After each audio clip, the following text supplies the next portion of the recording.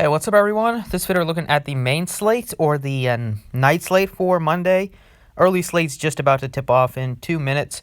So, yeah, let's get started. You can drop a like down below, subscribe if you have not already.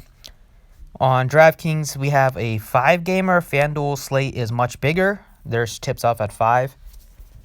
But starting off here at point guard, LeBron is at 10-8 against Boston. Anthony Davis is in here, so if Davis was out, it would be a really good spot for LeBron. Now that they're both in, I don't think you need to play one in this. It's not a great matchup against Boston on the road. Both are good defenses. Not expecting a shootout in this game. Devin Booker is a good play, 86. Lillard is tough to get away from at 84. They didn't really price up Portland. I thought they probably would have in this game, but no. Trevor Ariza is not making his debut. McCollum's out again. And so we're getting really nice price on Lillard and Whiteside and some of the value plays. Have no interest in Rubio at 8,000. That's just a guy I would just cross out of my player pool now that Kelly Oubre should play in this game. Will Barton, not really interested there at 78. Just a high price point for him. I like Russell a little bit. I like Russell and then maybe Burks again. If Glenn Robinson misses, could be a decent option. But right now, it's Damian Lillard looking like the best play, 8,400. It's just a good spot against the Warriors. Last time out, nobody really got there for the Blazers. Lillard kind of got there, 845, but he wasn't a necessity. The only guy that got there was Gary Trent, who went off. The rest didn't do much. Like Whiteside sucked and Anthony sucked. But that was a tough matchup, back-to-back, on the road in OKC. Now they got a day off, heading back home to Portland. Should be pretty well rested, so Lillard looks like a great play. And also in a couple more days that he got to recover from his illness. A shooting guard, it's Devin Booker, 86. It's definitely DeMar DeRozan. He's been a different player this month, especially as of late. The assist numbers just jump off the page. 9 assists in 3 out of his last 5 games. He has 9 rebounds in 3 out of his last 5 games as well, averaging well over 25 points per game. He's been the number one option. It's not even close. So loving some DeMar DeRozan. And then I think for value, now that the Celtics are all healthy, none of them are really, if they're all going to play, expect them all to play. Kemba should play and Jaylen Brown's in, so you don't need to play anyone. It's a tough matchup against the Lakers. Joe Ingles looks fine at 53. It's just a good price point on him. But the guy that I like is Simons at 3,900. And then Gary Trent's also really cheap at 3,200. Wouldn't be surprised if he gets to start tonight just with how well he played. The only player that really played well, him and Lillard against the Thunder. They need some offense. He could start in place of Simons, or he could start in place of Azonia if they do go small, as the Warriors don't play super big. So at 3,200, the minutes that he's going to play, they probably will only have 8 players again tonight. So going to get heavy minutes for a lot of their players. At small forward, it's DeRozan at 82. It's Carmelo at 61. Sticks out. And I don't mind taking a shot on like Gordon Hayward at 56, even though I don't think you need to play him, but just had a pretty good price point.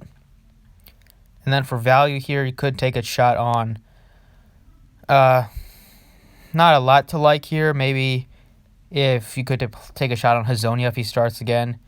But really, I think I'll probably be going up and paying up for like DeRozan, or DeRozan is really the only pay up at small forward here, so it's just with the way he's been playing 38 minutes in close games. It's a great matchup against the Suns. They are terrible defensively. DeRozan's been rolling. I expect him to. He's been contributing in all areas of the stat sheet, stuffing the stat sheet.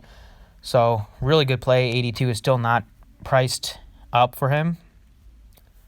Power forward, I like DeAndre Ayton again, mainly because Aaron Baines is doubtful. So no, Aaron Baines should open up huge minutes for DeAndre Ayton. He should at least play 35 minutes like he's been playing the last couple. Could get up to like 36 or 37 or 38.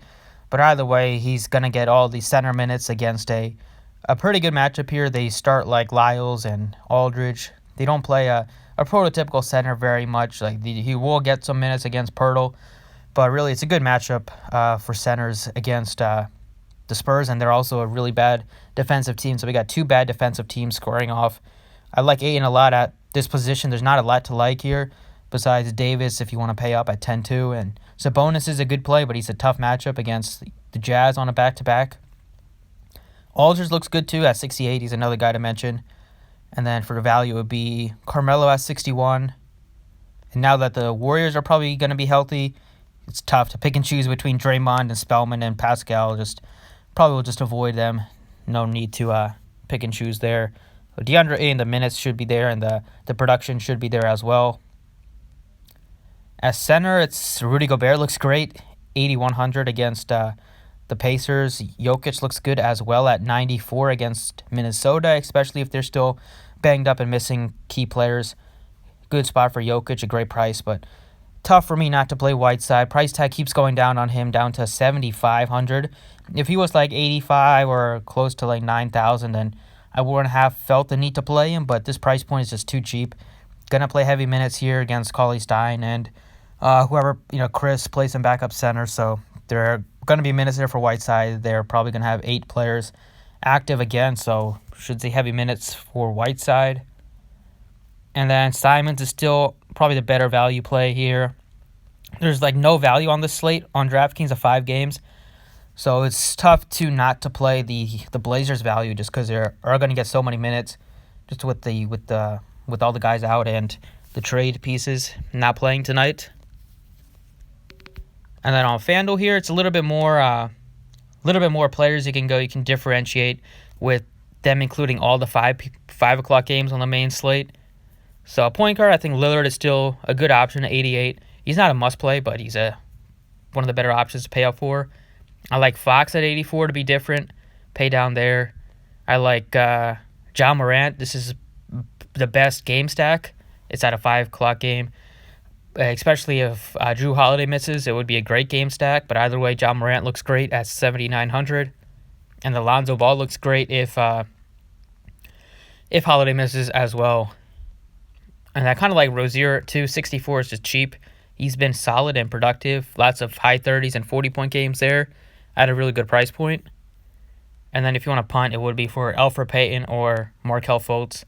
Would be the 2 cheap point guards that I like. But right now I like John Morant, 79, and expecting a big game from him, at least 40.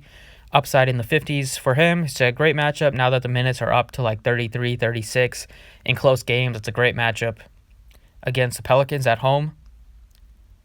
At shooting guard, I'm interested in Devin Booker, DeRozan, D'Angelo Russell. Still questionable on Holiday. At least on FanDuel, we'll know before lock if he's going to play or not. I love Devonta Graham at just 6,800 is a great price point. Dylan Brooks looks good as well at 56. And then for punting, it would be for Damian Lee, 4,900 is cheap for him. And now that Redick is probable, you don't need to play Hart, or I don't think you even need to play Redick. But the guy that I like a lot is Devonta Graham. Is just cheap. His minutes are always high. The production is a lot higher at home, which is where this game is. So expecting a solid game from Graham. He has upside in the 50s as well at a very cheap price on FanDuel. Small forward, I don't think you need to pay up for Giannis. It's a great spot, but this game could easily get out of hand, and we've seen him not get a lot of minutes in blowouts. LeBron also, I don't feel the need to pay 11-1 against Boston with AD back. I love Ingram. He would be my favorite pay up if Holiday misses. We also got a couple of nice value plays like Carmelo at 62, Danilo Gallinari at 59. He got the day off last game, so he's well rested. And then Morris isn't the worst play at 5,200. Same thing goes for Crowder at 49. But really, I like 59 for Gallinari. Is really cheap. It's a great matchup against Houston. He's been playing really well. He's scoring 20-plus points in 4 straight games. The rebounds are a little bit down for him, but he's still going to contribute in some of the peripherals at least. He plays like 30 to 33 minutes. Great matchup against Houston. They just played recently, and he had a really big game with 45 fantasy points. So yeah, he's just too cheap on FanDuel, 59 compared to 66 on DraftKings.